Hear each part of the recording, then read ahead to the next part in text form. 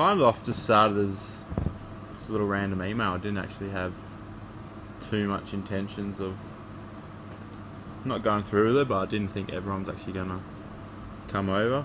Started off as just shooting out an email saying there's a swell coming, and yeah, it turned out everyone was pretty keen and bought tickets the next day and flew over.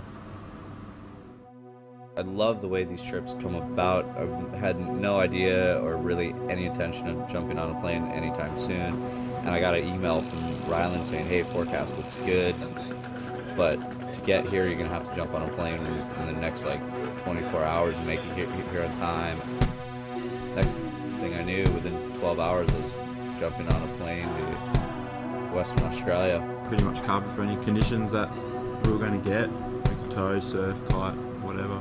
This is probably the biggest swell I've been down here for. Yeah, it's always good to go sort of guys that, you know, are pretty capable and are going to push your riding, and good to sort of take them to some spots that I'd been sort of hunting for a while.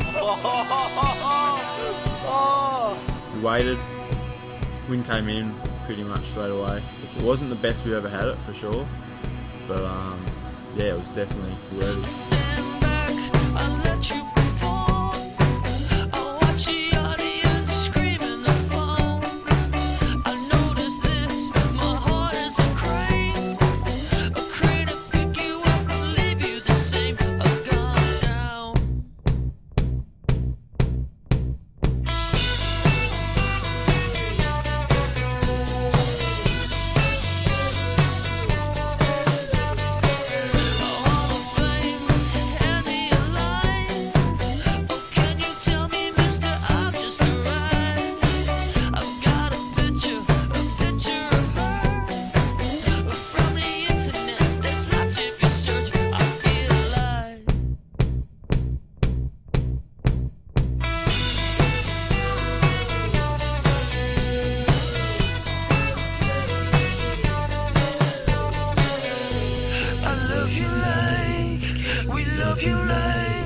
She loves you like a radio. A radio. She loves you like a radio.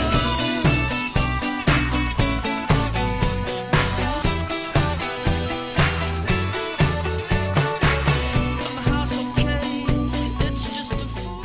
There was one spot we've been trying to kite for a while and we hadn't kited it yet. We went and checked it. It was looking pretty fun.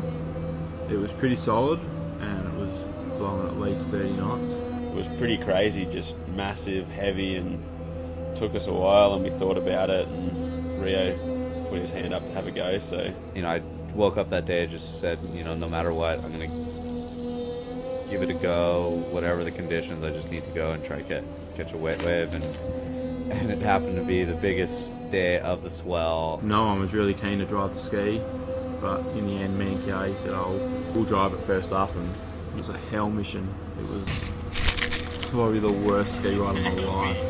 The launch for this place was sketchy at best. Now, I was looking at it, just going, okay, if you time it right in the gusts, you might be able to get out past the inside shore break, and if you do that, you're in the clear. Pretty much just got lucky. Gust of wind came, I jumped on my board, made it about 30 feet, the wind died, kite started to fall. The last second I had a gust of wind with a lot of power, jumped back on my board and made it outside the surf line, and everything was good. I guess the rest of the guys didn't have the same luck that I did.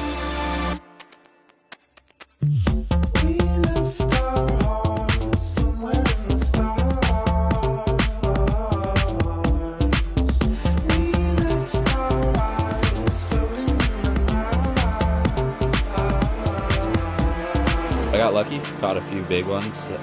Definitely one of, if not the scariest session of my life. I'm definitely going to have to make more of an attempt to come back here, and as well as look at other places in the world to find these type of waves.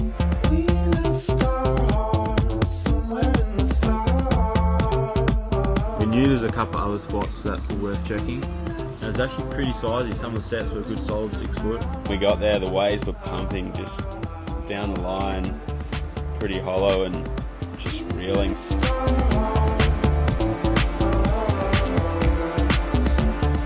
Ryland is just so set up. He's got, you know, the off-road vehicles, the Jeeps, the jet skis. I knew if I came out here and there was going to be surf, it was just going to be a great time one way or another. Just kind of having those options to be able to kite, be able to tow, be able to surf was really good.